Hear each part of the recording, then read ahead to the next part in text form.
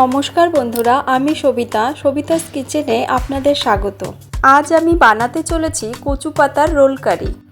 এই রেসিপিটি বানাতে কি কি উপকরণ লাগছে তা আমরা জেনে নিই। কচু পাতা, বেসন 3 থেকে 4 চামচ, একটা টমেটোর পেস্ট, পেঁয়াজ বাটা 2 চামচ, আদা বাটা 1 চামচ, রসুন বাটা 1 চামচ, কাঁচা লঙ্কা বাটা 1 চামচ, গোলমরিচ গুঁড়ো 1 চামচ, জিরা গুঁড়ো 1 চামচ, ধনে গুঁড়ো 1 চামচ, শুকনো লঙ্কা গুঁড়ো 1 চামচ, ধনে পাতা কুচি, তেঁতুল পাল্প 2 চামচ, সাদা তিল, তেজপাতা ও গোটা জিরে ফোড়নের জন্য।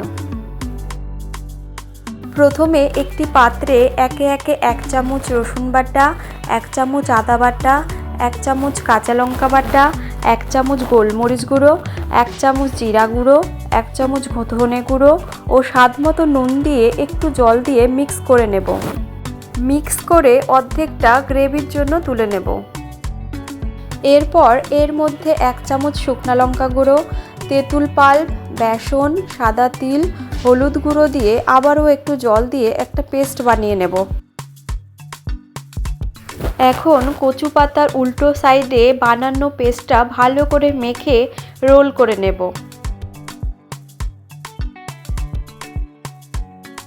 এভাবে সবকটি বানিয়ে স্টিমারে 7 থেকে 8 মিনিট স্টিম করতে দেব।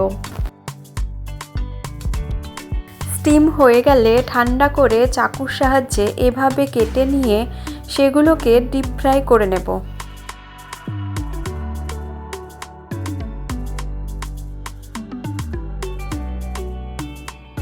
এবার ওই তেলের মধ্যে তেজপাতা ও জিরা ফোড়ন দেব।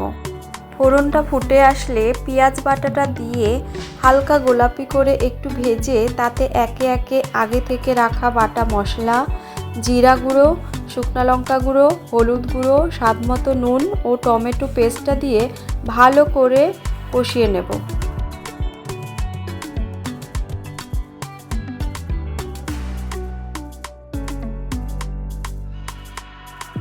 কিছুক্ষণ কষানোর পর যখন মশলা থেকে তেল ছেড়ে দেবে তখন অল্প জল দেব। গ্রেভিটা ফুটে আসলে আগে থেকে ভেজে রাখা কচুর রোলগুলো দিয়ে একটু নাড়িয়ে চাড়িয়ে 2 থেকে 3 মিনিটের জন্য ঢাকা দিয়ে ফুটাবো। এবার ঢাকা খুলে একটু নেড়েচেড়ে ওপর থেকে ধনেপাতা কুচি ছড়িয়ে পরিবেশন করুন কচু পাতার রোল কারি।